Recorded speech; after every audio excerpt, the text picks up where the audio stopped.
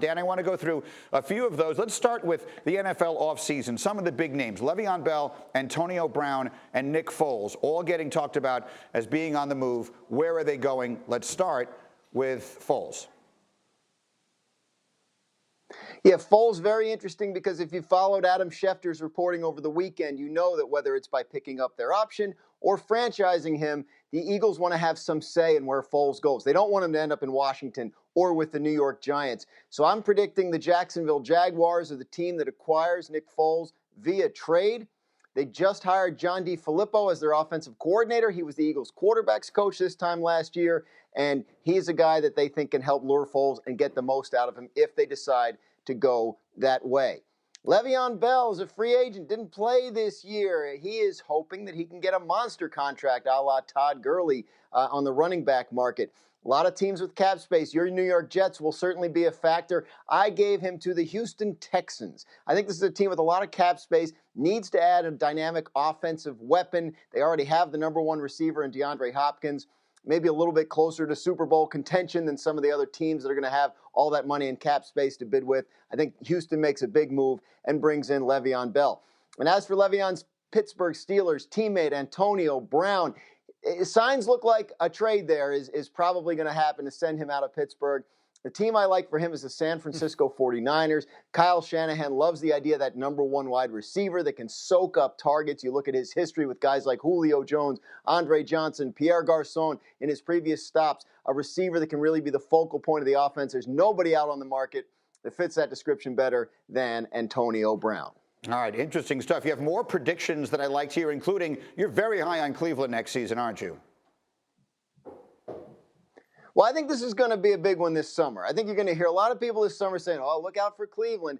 So I wanted to get ahead of it, right? I mean, anybody can make predictions in July and August. We do it in early February. That's where the real action is. But I think Cleveland is a team that people are going to like, and for good reason, to win the AFC North. They finished hot, 5 out of their last 7. They're bringing some continuity back in terms of the offense with Freddie Kitchens becoming the head coach, who Baker Mayfield likes a great deal. And you just look at, Pittsburgh, we already talked about. They're going to lose Antonio Brown. They've already lost Le'Veon Bell. Things are falling apart a little bit there in Pittsburgh. Baltimore, I think, will have some growing pains around Lamar Jackson in his first full season. Cleveland's going to play a third-place schedule. For instance, they get to play the Broncos while those other teams in their division play the Chargers and the Chiefs. Makes a difference. Oh, I like that pick a lot. And then finally, let's look in the crystal ball. Who's going to be playing in Super Bowl 54? I'm doubling down on the Saints. I had the Saints last year.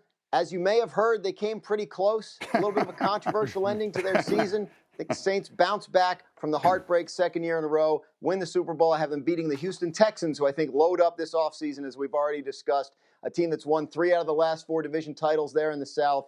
I know it's crazy to pick against the Patriots, and they're probably going to be there, but where's the fun in that when you're making predictions in February for next year?